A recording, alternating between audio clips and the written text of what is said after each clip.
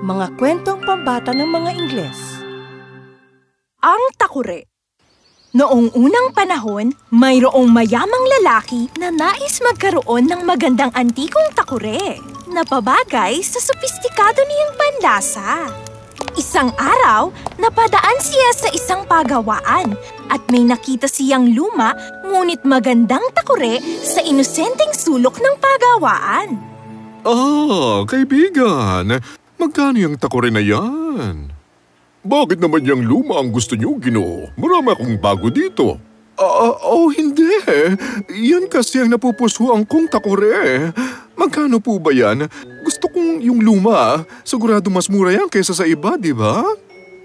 Ang manggagawa ay naging masaya sa pagkawala ng lumang takore. Ipinagbili niya ito sa halagang 2 rin lamang. Inuwi ng lalaki ang takore at ibinigay ito sa kanyang tagapagsilbi upang linisin. Kinuha ng tagapagsilbi ang takore at sinimulang kiskisin ito ng maigi. Habang ginagawa niya ito, Aw! Aray! Dahan-dahan lang, kuya! Saan naman ang galing ang tunog na yon? Sino nagsasalita? Teka muna! Ang takure ay tinubuan ng 4 na mabalahibong binti na may kuko at mahabang buntot. Anong kasamaan nito? Kamusta? Isa akong tanuki. Isipin mong isa akong badger na nagbabagong anyo. Ang uri ko ay namumuhay bilang bagay. Nais kong maging isang takore. Pwede bang maging malumanay ka sa akin? Ang kawawang tagapagsilbi ay nagwala sa takot. Nananaginip lang ako! Nananaginip lang ako! Ah! Sinundan ng tanuki ang tagapagsilbi sa bahay ng mayamang lalaki. Oo, nasaan na ang binili kong takore? Yun lang pala. Nananaginip lang ako! Nananaginip lang ako! Saan naman pupunta yun? At gusto ko pa namang uminom ng tsaa. Mukhang kailangan akong gumawa para sa sarili ko. Kaya hinanda ng lalaki ang kanyang kalan at kinuha ang takure. Nilagyan ng tubig at pinatong sa kalan nang biglang nakarinig siya ng tunog. Aray! Dahan-dahan naman, kaibigan! Aray! Apoy ba to? Inilabas ng tanuking takure ang binti at buntot nito at tumalon mula sa kalan habang takot na takot ang lalaki. Anong nilalang ka? Kamusta? Isa akong tanuki. Isipin mong isang badger ako na nagbabagong anyo. Ang uri ko ay namumuhay bilang mga bagay. Nais kong maging isang takuri. Pwede bang maging malumanay ka sa akin?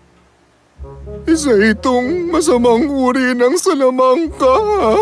Anong gagawin ko? Nang biglang may narinig sila. Lumang sisidlan! Bumibili ako ng lumang sisidlan! Lumang sisidlan! Bumibili ako ng lumang sisidlan! Kung ayaw mo sa akin, bakit hindi mo kay pagbili sa kanya?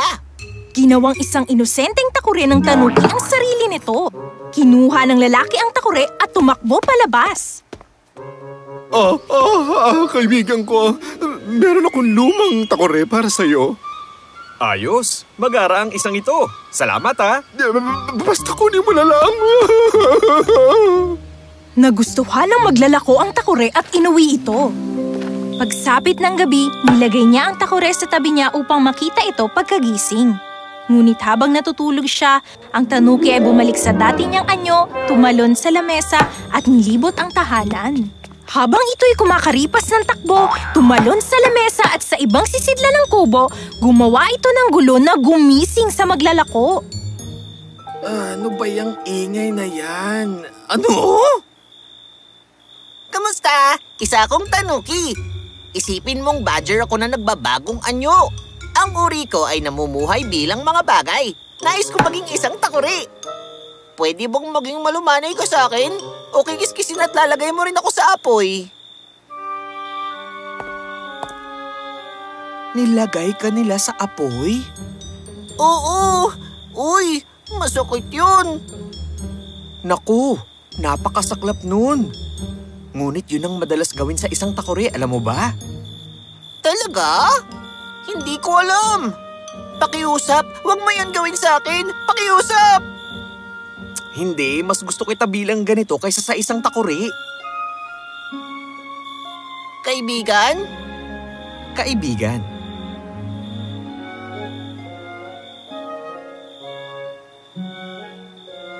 Kaya naman naging mabuting magkaibigan ang tanuki at maglalako.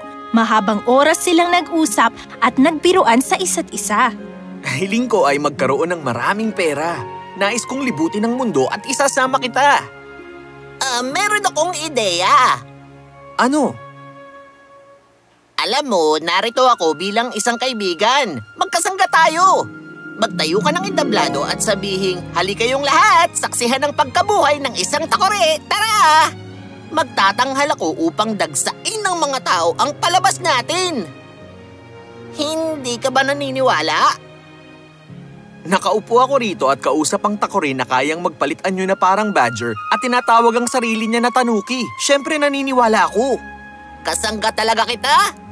At nangyari na nga, ang maglalako ay gumawa ng entablado at nagtawag ng mga tao. Hali kayong lahat at saksihan ang pagkabuhay ng isang takore. Tara! May ilang tao ang pumunta at napanood ang takore. Hindi nagtagal at kumalat ang balita at tinagsa ang kanilang palabas. Ang maglalako ay sumikat sa buong bansa at matapos ang ilang buwan ay nagtanghal na rin silang dalawa sa harap ng hari. Lumipas ang mga taon at ang dating mahirap na maglalako ay naging isang mayamang lalaki. Ay, kaibigan, salamat. Ako ay hindi na maghahangad pa ng ibang buhay bilang tanuki. Ngayon, higit pa sa sobra ang ating pera. Hindi na natin kailangan magtrabaho. Bakit hindi natin libutin ang buong mundo ng magkasama? Ano sa palagay mo? Hindi, kaibigan. Pwede mo akong kunin kung gusto mo. Ngunit hindi ako makakasama. Hindi ko maintindihan. Anong ibig mong sabihin? Kaming mga tanuki ay kakaibang mga nilalang. Kaya naming magpalit anyo sa loob ng ilang taon. Matapos noon ay magiging bagay na kami habang buhay. Hindi! Sa ganitong oras kinabukasan ay mawawala na ako. Mamimiss kita, aking kaibigan. Mayroon pa ba akong magagawa para sa'yo? Kapag naging takore na lamang ako, ibigay mo ako sa templo ng syudad. Nais kong manilbihan sa daan-daang mga nagpupunta roon bawat araw. Kapag naging takore na ako, hindi na ako masasaktan sa apoy ng kahit anong kalan. Yun ang huling beses na nagsalita ang tanuki. Ito ay naging takore na lamang. Totoo sa kanyang salita, ang maglalako ay dinala ito sa templo at inalay ito sa punong monghe. At naroon pa rin ito, isang takore na dati ay mahiwagang tanuki na ginawang mayaman ang isang maglalako. Pinamigay ng maglalako ang kalahati ng kanyang yaman sa mga nangangailangan sa syudad. At inalay ang buhay niya sa pagtulong sa kapwa, gaya ng kung paano siya tinulungan ng tanuki. Sadyang sa buhay, ang lahat ng bagay ay hindi nagtatagal. Nasa atin kung laging dadaing sa mga nawala o gaya ng tanuki at maglalako, ay gawing makabuluhan ang ating buhay sa pamamagitan ng pagtulong at pagsilbi sa mundo.